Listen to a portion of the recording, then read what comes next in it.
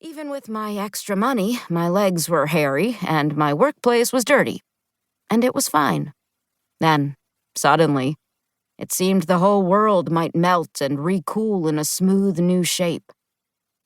In the spring, just a few months into the book's publication, American Mermaid appeared on the Instagram account of a professional internet presence named Stem Hollander, an athletic charmer in his mid-40s with floppy blonde hair and 10 cheeky grins, whose humpy Segway salsa dancing gets millions of likes between endorsements of fair trade avocados and weed lobby Democrats.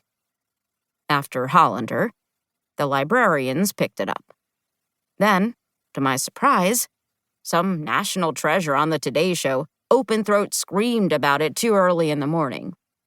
Thanks to her, it was packed up and palleted to Costco, where I've seen it myself on a chessboard of hardbacks. A rook's jump away from dieting for joint health. I did a gimmicky magazine interview where I met a male journalist my age in a leather jacket in Atlantic City at a bar with live mermaid shows. Women with big naturals, their legs bound in plastic tail fins, pretended not to need to breathe, writhing on the other side of a scratched pane while we drank rum runners, as if the Garden State Parkway weren't 5 miles away. I cried, and the journalist described it, which I think got me foreign sales in 36 countries. But Stem Hollander got it all started. He Instagrammed a picture of American Mermaid on his reclaimed marble nightstand. It was sandwiched between Balderdash, a book your uncle definitely read, about a Great Dane in the British Army who changed the course of World War II, and Shots, Shots, Shots, a memoir by a 24-year-old fashion model that's been taken as a polemic against recovery. I remember thinking, proud and bewildered, I wonder if this is what it's like to see your kid walk at graduation, in the lineup between a jock and a twat. I know her so well, but who is my daughter in the world? She could be a movie star, they told me. Immediately after Hollander's endorsement in April, the film agents came calling. American Mermaid was an action film waiting to happen. With your gift for female-driven action, you play right into Hollywood's new hunger for lady plots. I paraphrase. Barely. You could make a mint. When they told me I could be rich, I felt stupid for being so happy with $7,000, like an adult hugging a teddy bear. But my whole idea of myself was that I would never make any money.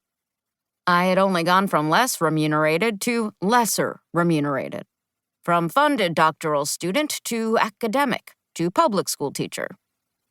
My other professional fantasies all put my cup yet further from the gushing falls of Mammon. Poet. Ceramicist. Elder carer.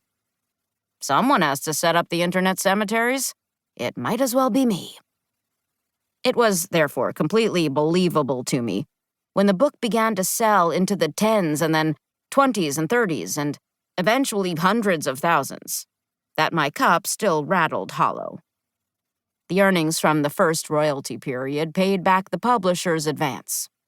The second royalty period, which would begin in July, would last 6 months, and then the payment would not come for another 6 to 9 months after. When I heard about the success of the book, I often felt like someone else had written it.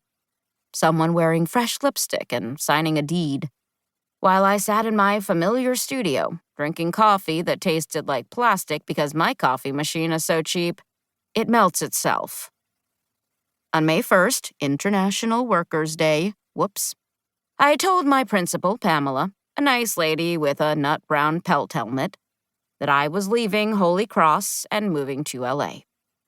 I was surprised at how sad she seemed about it, not merely annoyed about the hassle of replacing me, but disheartened. You've been such a gift to our students. They just love you. She shook her tufted head and looked down at her desk, a bombed city of paper towers. No, they don't, I said, imagining for a split second the slack face.